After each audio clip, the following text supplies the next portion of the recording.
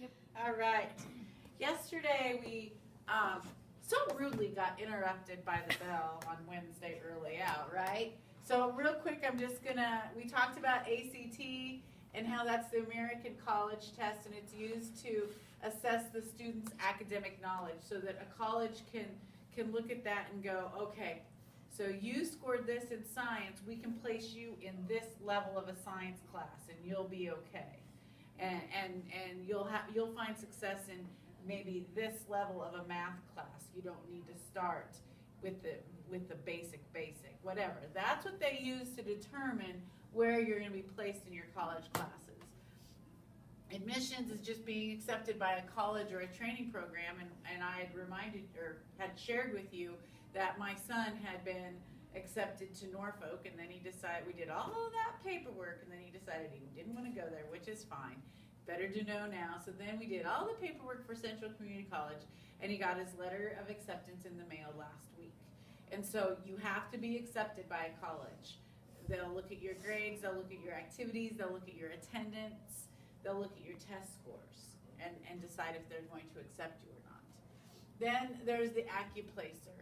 And that's similar to the ACT, but it's used by community colleges. The ACT is used by state colleges, private colleges, universities, so anything that's a 4-year college or greater. But then the AccuPlacer is used by 2-year. We were at job shadowing.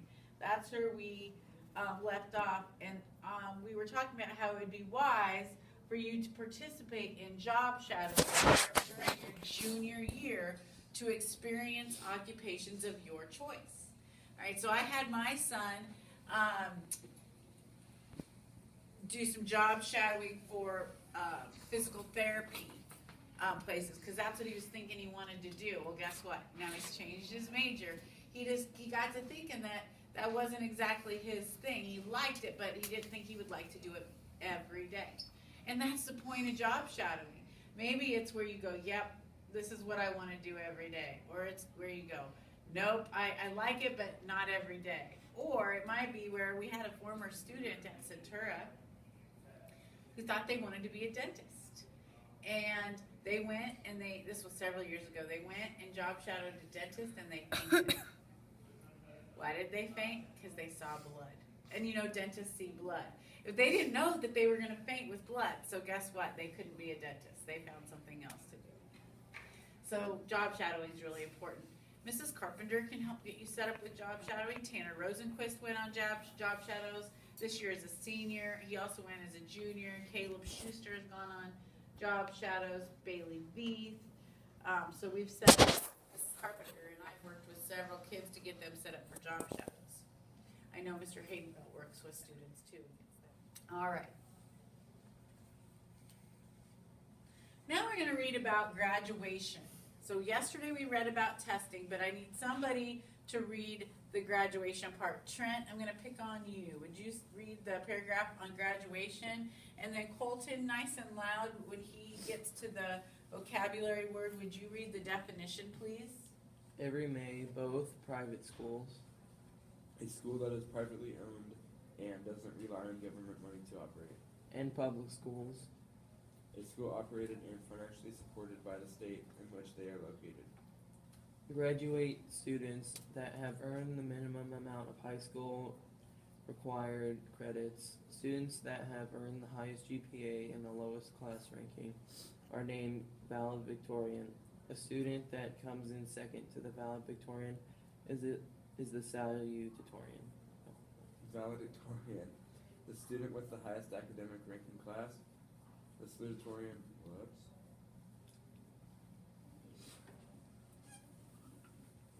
Salutatorian is the student with the second highest academic ranking class.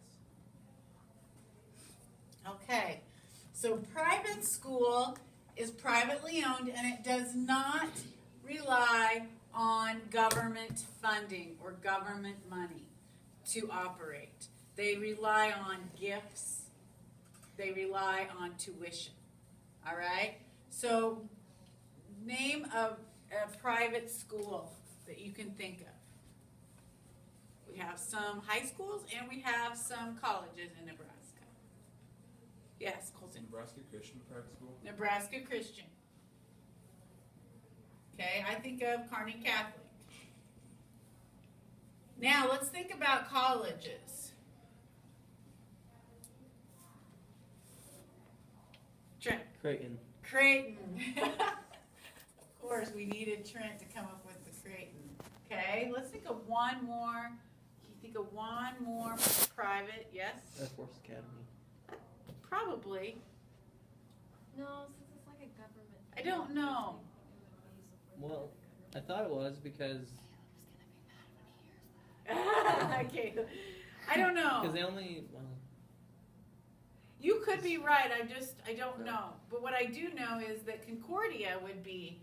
I know Concordia is. Doane is. About Harvard. UNK is not. Keep that in mind when we get to public school. All right. So now we're going to talk about public school systems.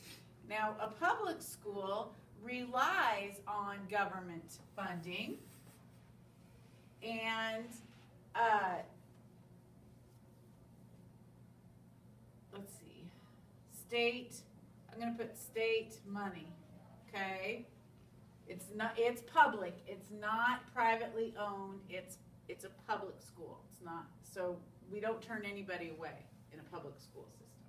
All right, we do not turn anybody away. Okay, so what schools can we think of that are public schools? Jasmine? Gish? Trent? Yeah, that's what I was thinking. What else? Centura. Okay. Now let's think of a couple colleges. UNK.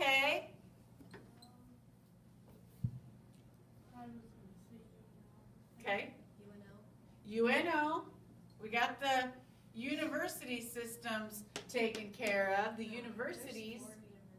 There's 3. There's 4, because it's the middle one. Oh, UNMC. Okay, you're right. Then we've got the state colleges. Chadron, Peru, and Wayne. Okay, I mean, universities are good too, but I'm a big state college fan because I graduated from Peru State. But they're smaller, and for me, that was good. And they're less expensive, and for me, that was good. All right, my parents worked really hard and had kids. We all had to get an education, and so this worked really good for me. All right, I've kind of squished into my valedictorian. What is the valedictorian definition? Do you remember what we said? Highest ranking in the class. Highest ranking in the class, okay? The highest GPA. Highest GPA, which is also the highest class rank in the class. Now, that being said, Centura does it a little bit different than other schools because we believe that a well-rounded student is the highest ranking in the class, is the valedictorian. Somebody that not only has a very good GPA, but somebody else but also a student who is involved, who is a leader, who stays out of trouble, and who has a high grade point average. So to make you a well-rounded person. We also want you to take higher level classes. So when you take higher level classes, say biology, say chemistry, accounting, then you get advanced math is another one. I don't want to leave that one out. Then you get, what do I want to say, a little bit more credit to go towards your GPA or to actually go towards eventually your valedictorian or your class rank, okay? That's what you're looking at. So when we look at this, but then at Centura, we also look at some other things. We want you to be leaders. We want you to be good citizens and stay out of trouble. And we want you to be academically stable. All right, salutatorian, what's the definition of that, Colton? The second highest ranking. Second highest. All right, Now, in Centura's past, we've had several valedictorians because we've had lots of kids with 4.0 grade point averages, which means, you know what that means? All A's. All A's, 9th through 12th grade. Very good, Trent. So that means that we've had a lot of students that have been very successful, which is kudos, yay. All right.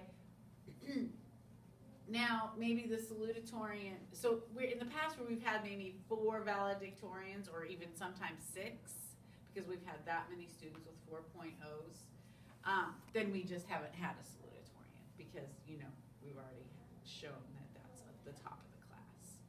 But in other schools, and the one that I'm most familiar with that's closest to us would be Ravenna, and they figure their grade point average a little bit different. And so they might have a valedictorian, but they don't usually have as many 4.0s. And it's not because we're smarter, although we are. It's just that they figure things a little bit different. And so then they might have a salutatorian that has like a 3.75 or something. That's the second highest. And we'll show towards the end of this quarter, which is sneaking up on us, I'll show you a graduation video from 2012.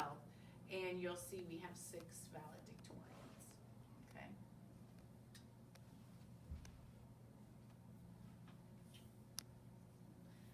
All right, what I want you to do now is just go ahead and review what you have learned on your iPad. Do I end it? And we're done.